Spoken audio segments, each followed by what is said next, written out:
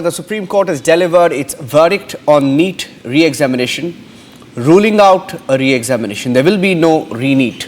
Let me go across to Prakash, joining us live from Patna. Prakash, Supreme Court has ruled that there is no material to show a systemic breach in NEET examination.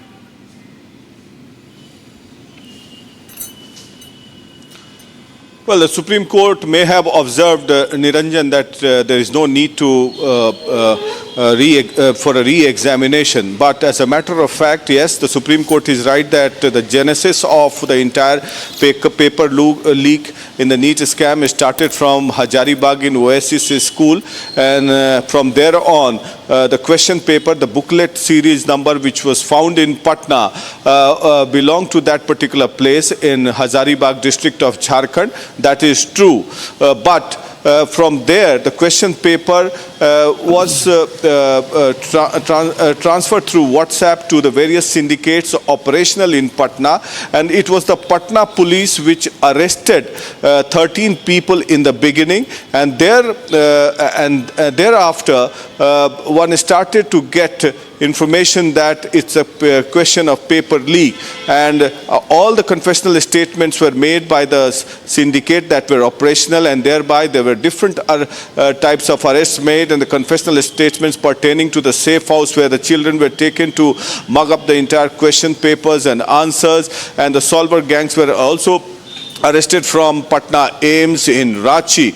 So I believe that yes, Hazaribagh was the place where the question paper leak started, but the epicenter was in Patna, where if at all that Renault Duster vehicle was not seized by the Patna police, then the paper leak could not have been unearthed. And I feel that Patna also was the epicenter of this place, but the Supreme Court may have observed this, that there is no need for re-examination, but it's an injustice to all those students who appeared in the NEET examinations, and there was a gross violation of the entire examination system based on the cutoff marks which shot up abnormally, I say, because if at all the question, the cutoff mark shot up from 650 to 700. We're getting some reactions. Be with me. Who could have got. Be with me, brother. One second, brother. One second. Just a second. That's Prakash with me on the phone line. I have Shukanta Majumdar. Shukanta Majumdar is a Union Minister of State for Education. Shukanta Majumdar, your first response, आपका first response to Supreme Court saying there will be no re-examination. First of all, I would just like to say that from the beginning of this problem, we are in the opinion that whatever the judgment will be given by the Supreme Court, we will obey that. So first of all, the Supreme Court has given the verdict today, and this is I think this is a confirmation towards the stand of our central government and our ministry. Supreme Court today rejected the petition seeking a NEET UG retest, and also that the cancellation of the result and which was announced in the last month.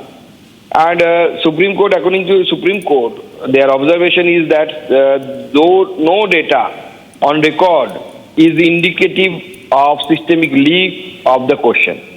So we also said that this kind of opinion was also from our end, and not only that, CBI is investigating the matter. Maybe some people tried to leak this question or some malpractices. They have tried to do some malpractice, but the investigation is going on, and we welcome the verdict of Honorable Supreme Court, and we should obey this verdict because you know that we have a robust legal system in this country, judiciary in this country, and we should respect the opinion and the judgment of the Honorable Supreme Court. Yes, but the court has also spoken about, some gaps in the system. Now, within the government, what's the view on NEET itself, on strengthening NEET? You're the minister, junior minister for education. What's the view within the government on how you should hold it or approach it differently going ahead? Actually, we will go through the order first, and we will discuss the matter in detail in our ministry also. So obviously there, every system has some lacuna. It's a common matter. So if there is something, some lacunae is there, then we'll try to make up those things, and we'll discuss all these things, and so we'll respect this observation of this Honorable Supreme Court. Thank you for that, Shukanta Majumdar, the Minister of State for Education, joining us on Republic TV on the Supreme Court verdict. Supreme Court has just delivered its verdict on NEET. There will be no re-examination. It's dismissed the petition seeking cancellation. It's dismissed the petition that sought a retest of the controversy written NEET UG 2024. But there's also a mention. The bench has said the fact that the question paper leak took place in Hazaribagh, took place in Patna, was not in dispute. How many students are roughly affected in this, Prakash? You've tracked the story very carefully. There are political links, allegations that were made of those linked to political parties, political leaders as being a part of the NEET leak, right? How many people were affected? Because the Supreme Court has said you have to distinguish between those who are rotten apples and those who gave the examination in a clean way.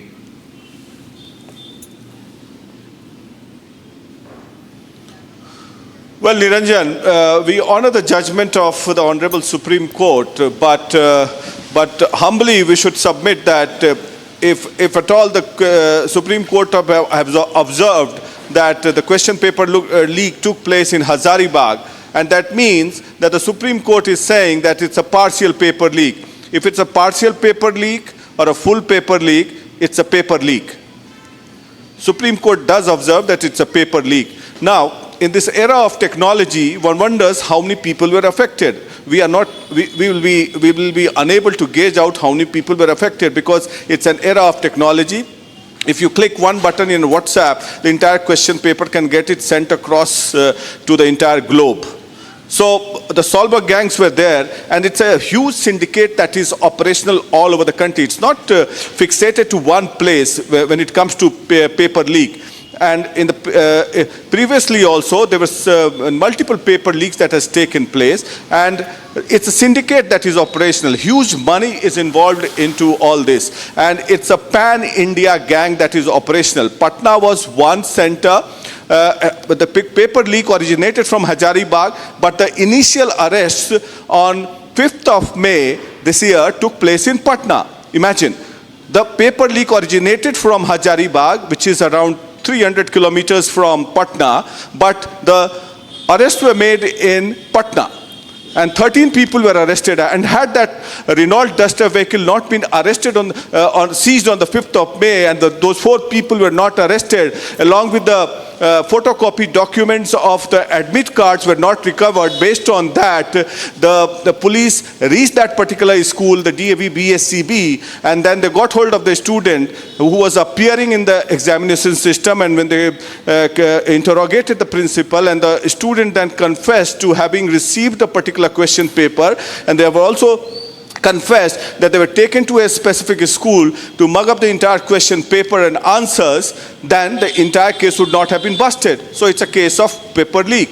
And be it a partial paper leak or a full paper leak, one doesn't know the magnitude of it. But yes, having said that, what I have observed closely was that because there is a huge gap when it comes to the cutoff marks in the last year and the cutoff marks this year. Now, there's a case of demand and supply in this entire case. The demand and supply remains the same as it was last year. Then how could the cutoff marks shoot up? The cutoff marks shot up because of the paper leak, and because the questions did reach out to the student, and the students were able to solve those questions. And that is why the question paper, the cutoff marks shot up. And now, the meritorious student who could not get hold of the question papers, or rather who could not buy the question papers through the syndicates that were operational, they are the sufferers. Suppose if a student who would have got 650 marks and was expecting a government medical college, is not able to get a government medical college because from 650 to 700,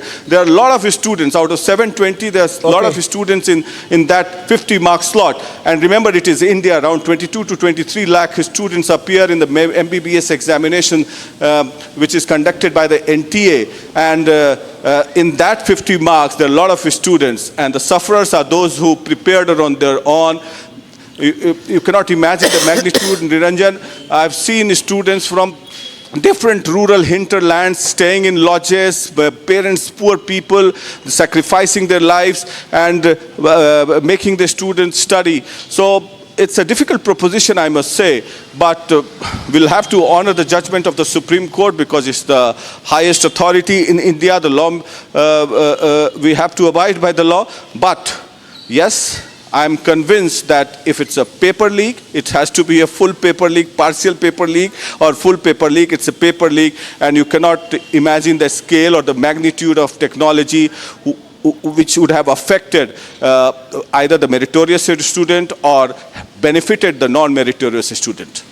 Yeah. Back to you. Thank you for that. Thank you for those details and your inputs. Prakash has been tracking the story since the story broke in Hazaribagh and Patna. There have been, these two cities have been the epicenters of the NEET leak story since it broke.